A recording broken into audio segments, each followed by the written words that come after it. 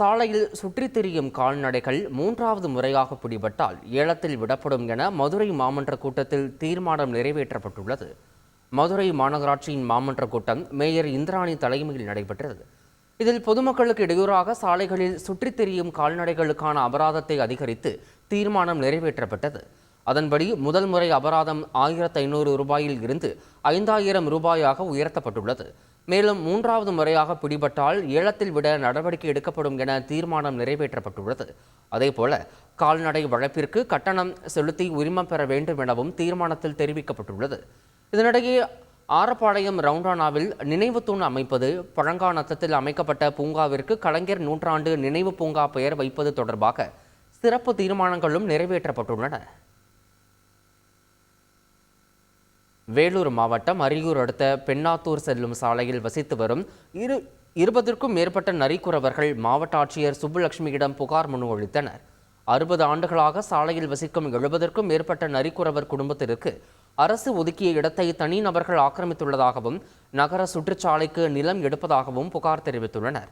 ஆகவே ஆக்கிரமிப்பு நிலங்களை மீட்டு தரவும், நகர சுற்றுச்சாலைக்கு நிலம் எடுத்தால் அதற்குண்டான நிலத்தை இங்கேயே வழங்க வேண்டும் எனவும் கண்ணீர் மல்க கோரிக்கை விடுத்தனர்.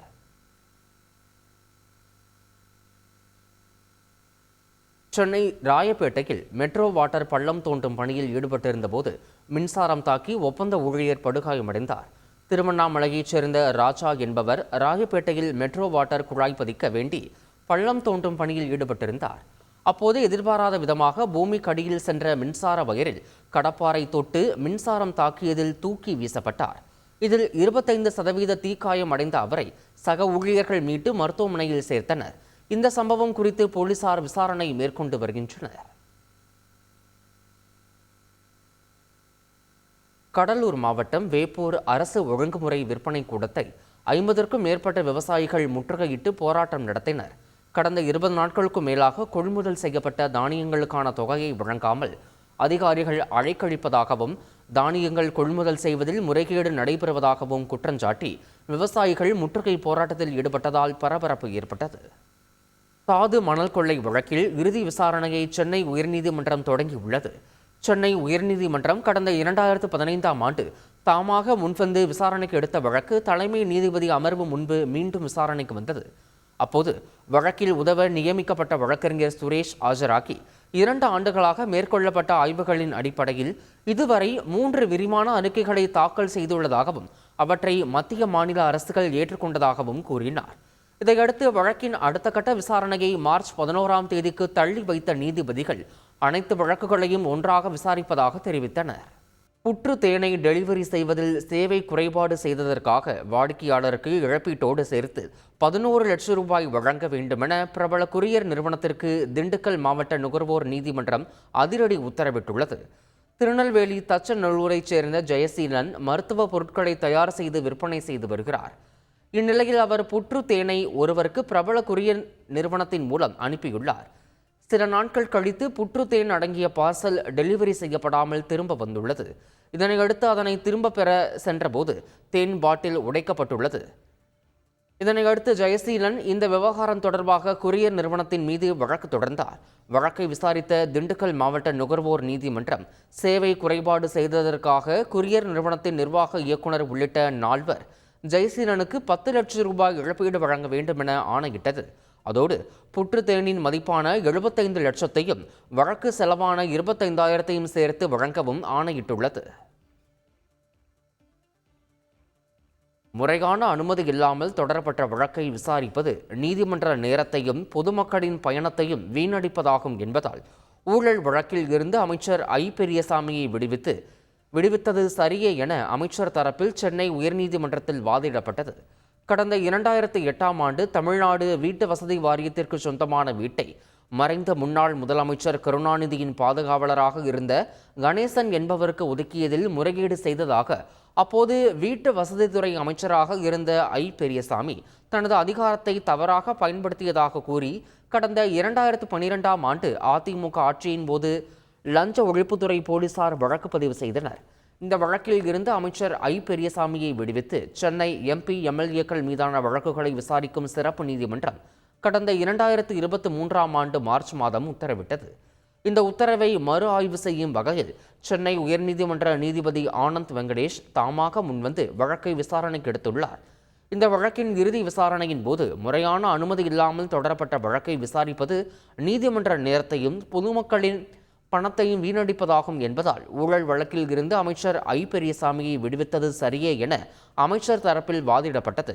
இதையடுத்து விசாரணை செவ்வாய்க்கிழமைக்கு ஒத்திவைக்கப்பட்டது.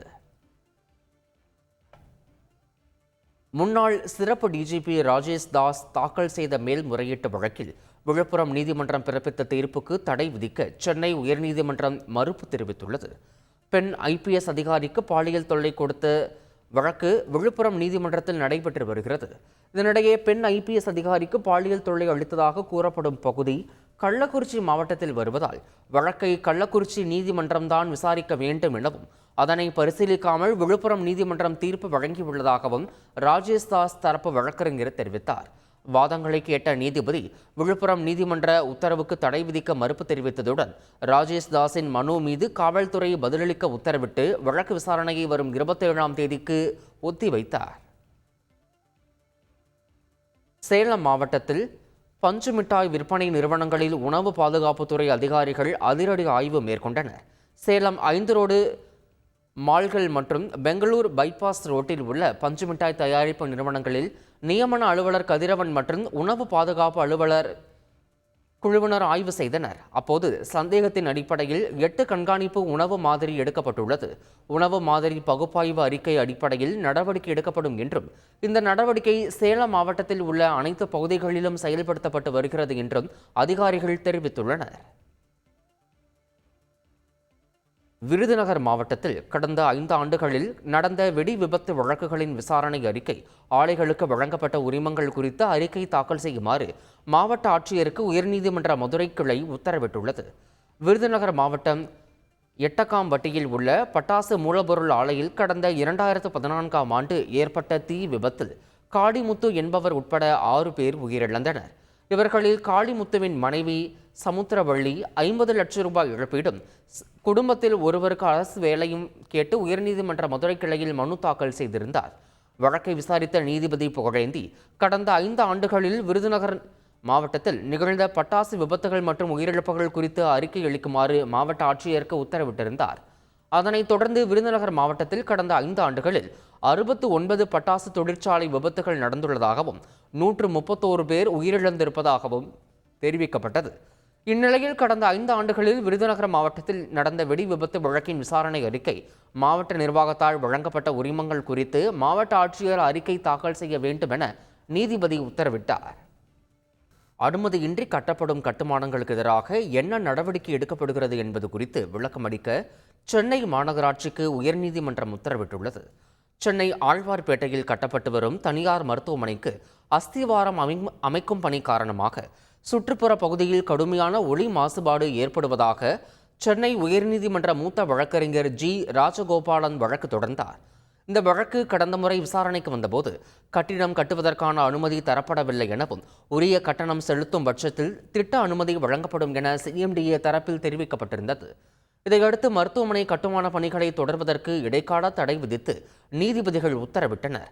இந்த வழக்கு நீதிபதிகள் R. சுப்பிரமணியம் மற்றும் R. சக்திவேல் அமர்வில் மீண்டும் விசாரணைக்கு வந்தபோது கட்டிட அனுமதி பெறாமல் கட்டுமான பணிகளை மேற்கொள்பவர்களுக்கு எதிராக என்ன நடவடிக்கை எடுக்கப்பட்டுள்ளது என்பது குறித்து விளக்கமளிக்க உத்தரவிட்டனர். மேலும் ஒளி மாசுவை கண்காணிக்க ஏதேனும் நடைமுறை உள்ளதா என்பது குறித்து அறிக்கை தாக்கல் செய்ய மாசு கட்டுப்பாட்டு வாரியத்திற்கு உத்தரவிட்ட நீதிபதிகள் விசாரணையை வருகிற 27ஆம் தேதிக்கு தள்ளி வைத்தனர்.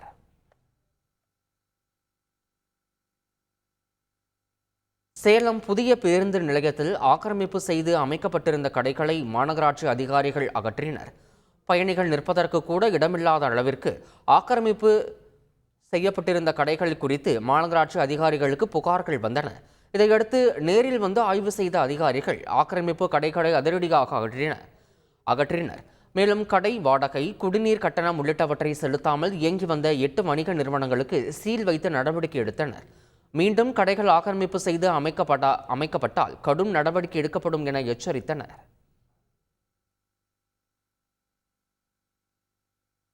அமைச்சர் துரைமுருகனின் எச்சரிக்கையை அடுத்து காட்பாடியில் சாலையோர ஆக்கிரமிப்புகள் அகற்றப்பட்டன.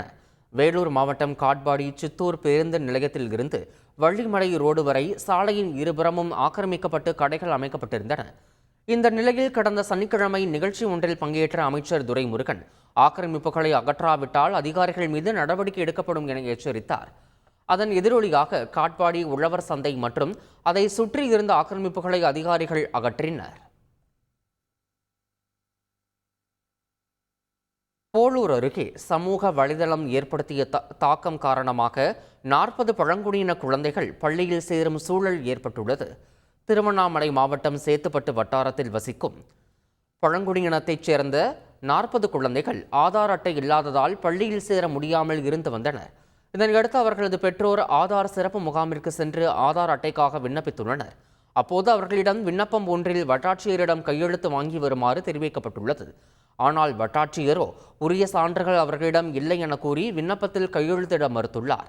இதுகுறித்து சமூக வலைதளங்களில் தகவல் பரவிய நிலையில் இந்த விவகாரத்தில் மாவட்ட நிர்வாகம் தலையிட்டுள்ளது.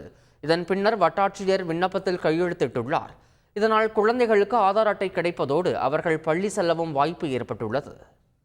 விசாரணை கைதிகளின் பற்களை பிடுங்கிய விவகாரத்தில் காவல் நிலைய சிசிடிவி காட்சிகளை மனுதாரருக்கு வழங்கும்படி உயர்நீதிமன்ற மதுரை கிளை உத்தரவு பிறப்பித்துள்ளது. அம்பாசமுத்திரம் காவல் நிலையத்தில் உதவி காவல் கண்காணிப்பாளர் பல்வீர் சிங் விசாரணை கைதிகளின் பற்களை பிடுங்கி சித்திரவதை செய்த வழக்கில் காவல் நிலைய சிசிடிவி காட்சிகளை தனக்கு வழங்க வேண்டுமென அருண்குமார் என்பவர் மனு தாக்கல் செய்திருந்தார். மனுவை நீதிமன்றம் விசாரித்த போது சிசிடிவி காட்சிகளை மனுதாரருக்கு வழங்க முடியாது என காவல்துறை தரப்பில் வாதிடப்பட்டது. ஆனால் காவல் நிலைய சிசிடிவி காட்சிகளை மனுதாரருக்கு வழங்க உத்தரவிட்டு வழக்கை நீதிபதி முடித்து வைத்தார். சென்னையை அடுத்த சோழவரம் அருகே 2 ரவுடிகள் சுட்டுக் கொல்லப்பட்ட வழக்கை சிபிசிஐடி விசாரணைக்கு மாற்றும்படி டிஜிபிக்கு பரிந்துரை செய்திருப்பதாக உயர்நீதிமன்றத்தில் தெரிவிக்கப்பட்டுள்ளது. அதிமுக பிரமுகர் பார்த்திபனை கொலை செய்த வழக்கில் தொடர்புடைய சண்டே சதீஷ், முத்து சரவணன் ஆகிய இருவரையும் பூந்தமல்லி போலீசார் என்கவுண்டரில் சுட்டுக் கொன்றனர். இதை எதிர்த்து முத்து சரவணனின் தந்தை தாக்கல் செய்த மனு விசாரணைக்கு வந்தபோது இந்த வழக்கை சிபிசிஐடி விசாரணைக்கு மாற்றும்படி தமிழக டிஜிபிக்கு ஏற்கனவே காவல் ஆணையர் பரிந்துரை அனுப்பியிருப்பதாகவும் அதற்கு இன்னும் பதில் வரவில்லை என காவல்துறை தரப்பில் தெரிவிக்கப்பட்டது. பத்திரிகையாளர் சௌமியா விஸ்வநாதன் கொலை வழக்கில் 4 குற்றவாளிகளுக்கு விதிக்கப்பட்ட ஆயுள் தண்டனையை டெல்லி உயர்நீதிமன்றம் நிறுத்தி வைத்ததுடன் அவர்களுக்கு ஜாமீன் வழங்கியும் உத்தரவிட்டுள்ளது. இது தொடர்பான வழக்கு விசாரித்த டெல்லி சாகோத் மாவட்ட கூடுதல் அமர்வு நீதிமன்றம் ரவி கபூர், அமித் சுக்லா, பல்ஜித் மாலிக், அஜய்குமார் ஆகிய 4 குற்றவாளிகளுக்கு ஆயுள் தண்டனை விதித்தும் 5வது குற்றவாளிக்கு அஜய் சேதிக்கு 3 ஆண்டுகள் சிறை தண்டனை விதித்தும் உத்தரவிட்டது. இதை எதிர்த்து தாக்கல் செய்த மனுவை விசாரித்த டெல்லி உயர்நீதிமன்றம் 4 ஜாமீன் வழங்கி உத்தரவிட்டதுடன் ஆயுள் தண்டனைக்கு எதிரான மனுவை விசாரித்து முடிக்கும் வரையில் அதனை நிறுத்தி வைப்பதாகவும் தெரிவித்துள்ளது. செய்திகளை உடனுக்குடன் தெரிந்து கொள்ள உடனே சப்ஸ்கிரைப் பண்ணுங்க.